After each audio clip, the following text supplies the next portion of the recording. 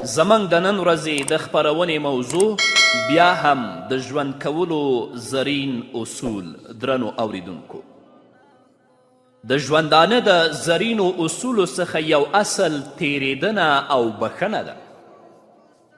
په موږ او تاسو کې دغه بد عادت دی چې له وړې خبرې نه لویه خبره جوړه کړو او هغه بیا ډنډوره کوو. په کار خو دا ده چې موږ او تاسو خبره له پامه وغورځوو او ترې تیر شو، او که چا کړي وي هغه ته بخښنه وکړو. ځینې خلک بیا د تکبر او د غرور ښکار شي او د دې پر ځای چې چا غلطي کړې هغه ته بخښنه وکړي، له بخښنې انکار کوي. ځینې داسې خلک هم شته چې بل ته د تیریدنې په اصولو باندې د عمل نه کولو له امله ځان په عذاب کې ښکیل کړي.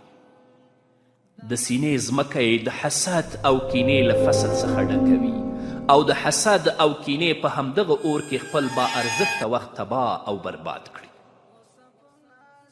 د حسد په ناروغي کې دغه عادت دی چې کله پرې کوم کس مبتلا شي نو تر ټولو وړاندې بربادوي. له دې امله زموږ رایه او زموږ توصیه دا ده چې ځان په خپل لاس مه بربادوئ، ځان په عذاب کې مه اچوئ.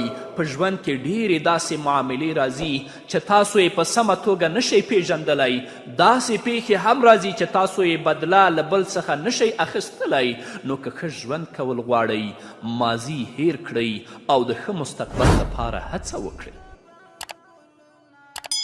حافظ ابن کثیر رحمه الله په البدایه و النهایه کې لیکي نبی کریم صلی الله علیه وسلم د یو فاتح په څیر مکې مکرمې ته ننوت. کله چې خلک آرام شول او شور ختم شو نو نبی کریم صلی الله علیه وسلم په سپرلی سپور شو او د بیت الله شریف نه طواف وکړ. بیا عثمان بن طلحه رضی الله تعالی عنه را وغوښت او له هغه نه د کعبې شریفې کلي واخیسته، قلف یې خلاص که او کعبې شریفې ته ننوت. رسول الله صلی الله علیه وسلم په بیت الله کې د فرښتو او نورو اشیاو هغه انځورونه ولیدل چې خلکو له ځانه جوړ کړي وه. د ابراهیم علیه السلام هغه انځور هم ولید چې د دار غشه په لاس او د قسمت حال معلومه و. چې انځور یې ولید نو ویل الله دې دا انځورګر تباه کړي. هغه زموږ د مشر څخه د غشي په وسیله د قسمت د حال معلومونکی جوړ کړی. د ابراهیم علیه السلام له دې کارونو سره څه کار؟ ابراهیم علیه السلام نه یهودي و او نه نصرانی، بلکه هغه یو قوي موحد و او په توحید باندې ولاړ انسان و او له مشرکانو څخه نه و. بیا د نبی کریم صلی الله علیه وسلم په امر سره هغه ټول انځورونه مات شول. رسول الله صلی الله علیه وسلم په کعبه کې د لرګي څخه جوړه شوې کوتره هم وموندله چې بیا یې په خپلو مبارکو لاسونو سره ماته کړه او هخوا یې ګزار کړله. بیا رسول الله صلی الله علیه وسلم د کعبې په دروازه کې ودرېد. ټول مسلمانان او کافران د باندې ولاړو. رسول الله صلی الله علیه وسلم 2 رکعاته لمونځ په کعبه کې وکړه او بیا د زمزم په لور روان شو. چینه یې ولیدله، اوبه یې ترې وڅښلې او داسې پرې هم وکړه. رسول الله صلی الله علیه وسلم چې په کومو اوبو اودس کوه له هغې څخه به چې په ځمکه اوبه پرېوتلې په هغې خلک راټول شول. اوبه یې ځمکې ته نه پرېښودلې. مشرکینو چې دا حال ولید نو ویل موږ تر اوسه پورې هیڅ داسې پادشاه نه دی لیدلی چې عوام ورسره دومره مینه ولري. له دې وروسته نبی کریم صلی الله علیه وسلم د مقام ابراهیم په لور چې له کعبې سره متصل و ورغی او هغه یې له کعبې څخه لږ لرې که. بیا د کعبې په دروازه کې ودرېد، په خلکو یې نظر واچو او ویل له الله رب العزت څخه پرته بل هیڅ معبود نشته، هغه یوازې دی، شریک نه لري. هغه خپله وعده پوره کړه، د خپل بنده سره یې مرسته وکړه، هغه یوازې ټولو لښکرو ته ماته ورکړه. رسول الله صلی الله علیه وسلم په دې خطبه کې ځینې نورې خبرې هم وکړي. بیا د قریشو قوم ته مخاطب شو او ویلې ای قریشو، الله رب العزت له تاسو څخه د جهالت غرور او په نیکیو باندې فخر لرې که. خلک له آدم څخه دي او آدم علیه السلام له خاورې څخه و. رسول الله صلی الله علیه وسلم په عزت او په وقار سره د کعبې په دروازه کې ولاړ و او مشرکینو ته په غور سره کتل چې ډیر د ذلت او د شرم په حال کې په ټیټو سرونو سره ولاړ دي. دا همغه ځای و چې دوی پکې په محمد رسول الله صلی الله علیه وسلم تورونه لګول. هغه یې دروغجن بللی و او د هغه توهین به یې کوه. دوی په همدغه ځای کې هغه وخت د رسول الله صلی الله علیه وسلم په مبارک سر باندې ناپاکي اچولې وه چې محمد رسول الله د سجدې په حالت کې و. خو اوس د الله رب العزت په مرسته د همغه نبي په وړاندې همغه کفار ټیټ سر او شرمنده ولاړ دي. رسول الله صلی الله علیه وسلم پوښتنه وکړه ای قریشو تاسو ووایئ زه تاسو سره څنګه سلوک کوونکی یم. د مکې قریشو په هیلهمند غږ وویلې ته به له موږ سره ښه سلوک وکړې. ته ښه اخ کریم یې یعنې ته ښه ورور یې او د اخ کریم زوی یعنې د ښه ورور زوی. تعجب دی دوی چې د همدغه ښه ورور سره کم ناوړه سلوک کړی و هغه یې له یاده باسلی و. د مجنون، ساحر، کاهن لقبونه څه شول؟ دا چې دا ښه ورور او د ښه ورور زوی و نو ولې مو ورسره جنګونه کول؟ هغه کمزورو مسلمانانو ته مو چې کوم عذابونه ورکړه د هغه په اړه څه ځواب لرئ؟ بلال رضی الله تعالی عنه ولاړ دی چې په ملا یې ستاسو د ظلم او د تیري نښې اوس هم تر سترګو کیږي. بلال ته څه جواب وایئ؟ هغه مخامخ ولاړه د کجورې ونه ده چې د همدغې کجورې د ونې لاندې تاسو سمیه رضی الله تعالی عنها او حضرت یاسر رضی الله تعالی عنه په ډیرې بېرحمۍ سره او په ډیرې بېدردۍ سره په شهادت ورسول. د هغوی زوی حضرت عمار د دې ظلمونو او د دې جرمونو عیني شاهد دی. تاسو رسول الله صلی الله علیه وسلم او د هغه ملګري 3 کاله په شعب ابي طالب کې بندیان کړي ول. خوراکي توکي تاسو پرې بند کړي ول چې له امله یې دوی د ونو پاڼو خوړلو ته اړ شول. په دې اړه مو څه خیال دی؟ کوچنیان او هغه ماشومان چې هغو د خپلو میندو شیدې خوړلې هغوی د ولږې څخه کړېدل. زاړه او ځوانان د ولږې څخه کړېدل خو ستاسو په زړونو کې هیڅ رحم رانغی. تاسو نه په کومې حاملې میرمنې باندې رحم وکه او نه مو په هغه ماشوم باندې رحم وکه چې هغوی د خپلو میندو شیدې خوړلې. د بدر او د احد په غذاګانو کې مو د محمد رسول الله صلی الله علیه وسلم او د هغه د ملګرو پسې مټې رابډ وهلې وې. د خندق په غذا کې مو د جنگ لپاره لښکرې تیارولې او نن هغه اخ کریم دی، ښه ورور دی. رسول الله صلی الله علیه وسلم د عمرې لپاره مکې ته راغی خو تاسو منع چې بیا په حدیبیه کې پاتې شو. د رسول الله صلی الله علیه وسلم محسن کاکا ابو طالب مو د مرګ په بستره کې له اسلام راوړو څخه منې که او نن هغه اخ کریم دی، ښه ورور دی. د ترخو یادونو یو اوږد لړلیک و چې د مسلمانانو په زړونو کې راتازه شو.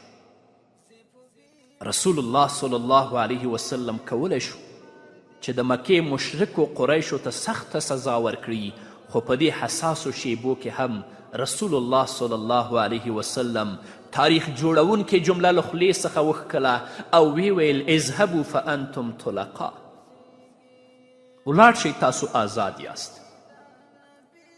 رسول الله صلی الله علیه وسلم چې دا خبره وکړه نو د ډیرې خوښۍ له امله قریش په جامو کې نه ځایېدل. د خوشحالۍ له امله یې پښې په ځمکه نه لګېدلې او ویل به یې آیا رښتیا موږ رسول الله صلی الله علیه وسلم وبخلو. هغوی یقین هم نشو کولی چې نبی کریم صلی الله علیه وسلم به بخلي وي. بیا محمد رسول الله صلی الله علیه وسلم د کعبې شریفې په شاوخوا باندې نظر وکه. 360 بوتان و چې له امله یې خلکو الله رب العزت پریښی و او د دوی عبادت به یې کوه. رسول الله صلی الله علیه وسلم په خپلو مبارکو لاسونو باندې دغه بوتان وهل او ماتول به.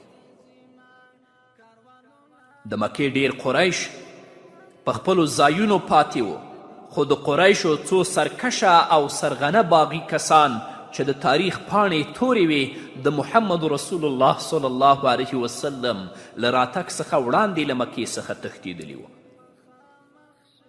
په دغو کسانو کې یو هم صفوان بن امیه و چې له مکې څخه وتلی و او حیران و چې کومې خواته لاړ شي.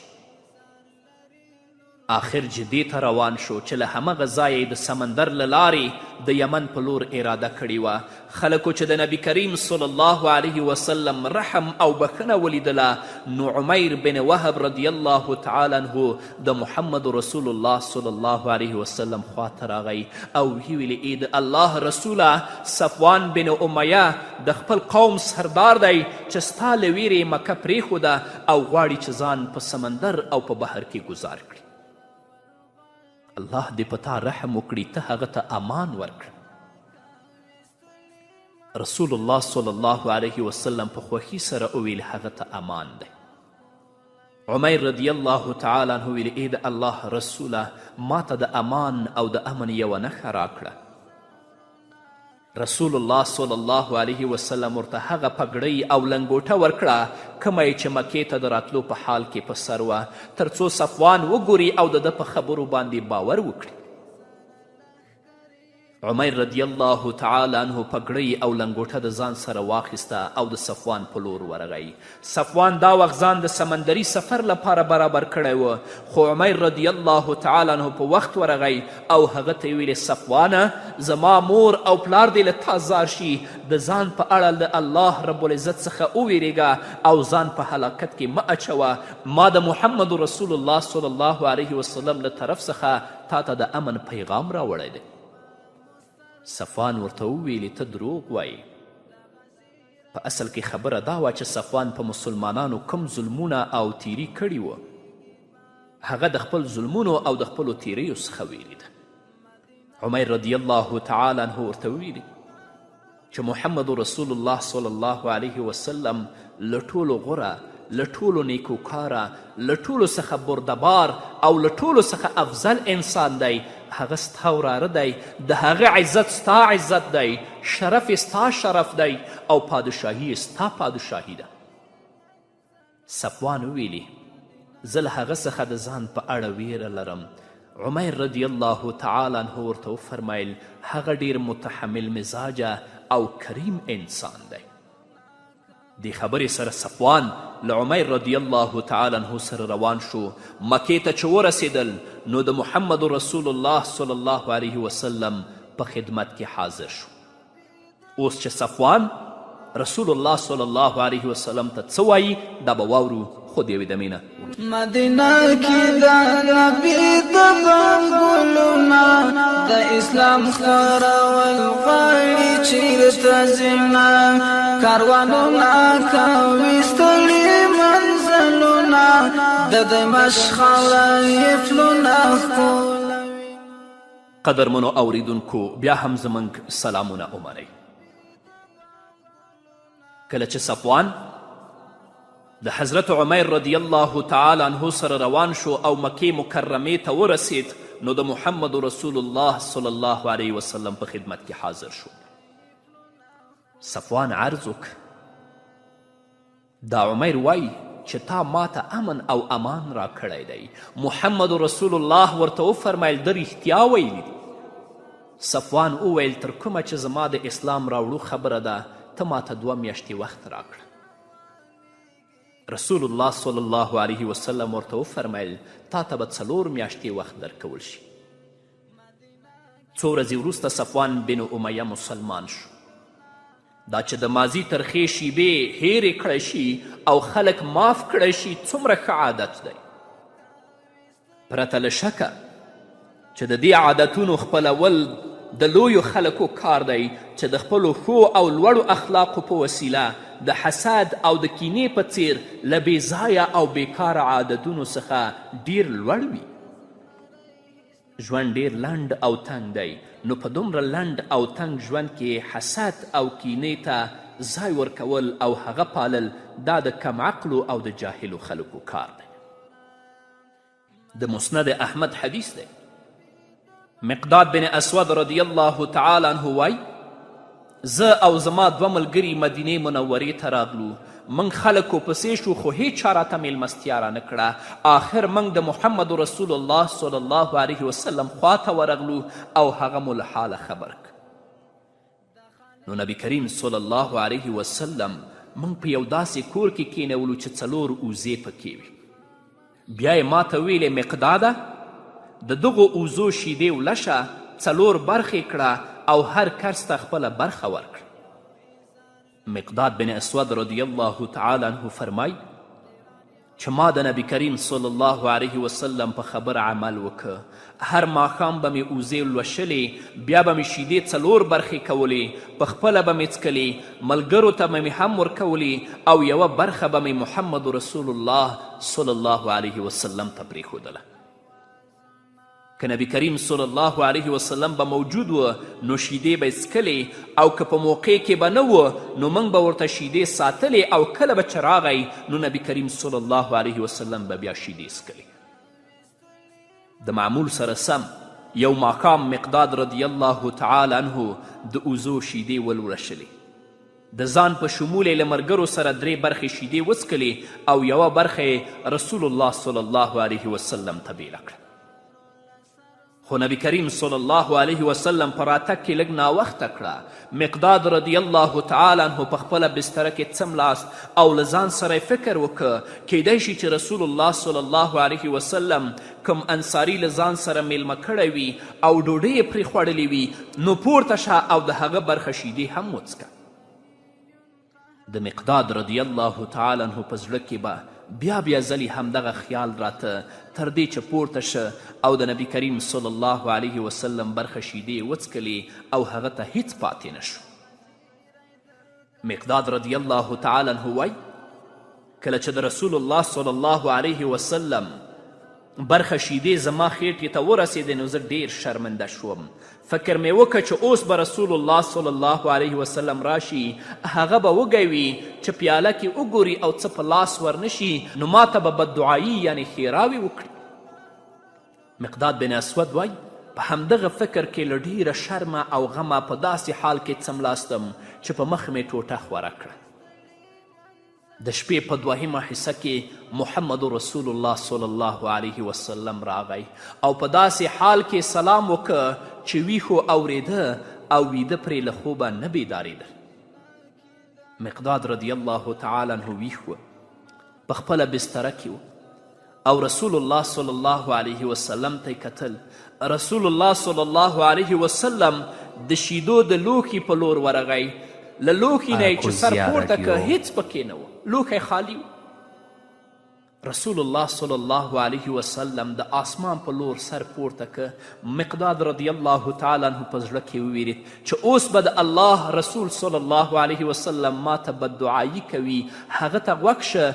رسول الله صلی الله علیه وسلم داسې دعا وکړه: ای الله، څوک چې په ما څکي په هغې یې وڅکه، او څوک چې په ما خوري په هغې یې وخوره. مقداد رضی الله تعالی عنه چې دا غږ واورید نو ویل زه به د محمد رسول الله صلی الله علیه وسلم د دعا مصداق جوړیږم. پر یوه ورځ زه د مدینې منورې نه مکې مکرمې په لور روان، نو په ټکسي کې چې ناست وم هغه سره ما خبرې کولې، نو هغه راته ویلې چې موږ د مقداد بن اسود رضی الله تعالی عنه اولاده یو. د هغه سړي رنګ په ما ښه ولګي، ځکه دا د محمد رسول الله صلی الله علیه وسلم جلیل القدر صحابي و. یو ملګری ما سره و د طالبي په وخت کې 2 بجې وې که 3 بجې د شپې وې، زه د خوبه پاڅېدلم، ګورم چې په پیاله کې چای اچولی یو چای څکي. ما ترې پوښتنه وکړه چې په دې 2 بجو شپو کې ته چای باندې څه کوې؟ هغه راته ویلې چې په دې پلاستیک کې لږ بوره وه، نو زړه مې د ماسخوتن نه ورته ډېر نارامه و چې دا به کله خورم. نو اوس وخت راغی ټوله مې په پیاله کې واچوله څکمی. نو مقداد بن اسود رضی الله تعالی عنه هم همداسې وکړه، هغه شودو ته یې زړه نارامه و. کله چې نبی کریم صلی الله علیه وسلم دا دعا وکړه نو مقداد بن اسود ویلې زه به د رسول الله صلی الله علیه وسلم د دې دعا مصداق جوړیږم. له دې وروسته مقداد رضی الله تعالی عنه پورته شه، چاړې یې واخیسته او د اوزو په لور روان شو چې یوه اوزه ذبحه کړي او رسول الله صلی الله علیه وسلم ته خواړه تیار کړي. په همدې مخه د اوزو غوجل ته ورغی او هلته د یوې چاغې اوزې لټه پیل کړه. لاس یې چې په یوه چاغه اوزه ولګېد خو د هغې غلانځه د شیدو څخه ډکه وه. بیا یې په یو بله لاس کېښود، د هغې غلانځه هم له شیدو څخه ډکه وه. په بل یې لاس کېښود، د هغې هم همدغه حال و. لنډه دا چې په غوجل کې د ولاړو ټولو اوزو غلانځې له شیدو څخه ډکې وې. مقداد رضی الله تعالی عنه یو غټ لوښی راوړ او یوه وزه یې ولوشله او لوښی د خولې پورې ډک. رسول الله صلی الله علیه وسلم ته یې وړه او ویې ویلې ای د الله رسوله دا وڅکه.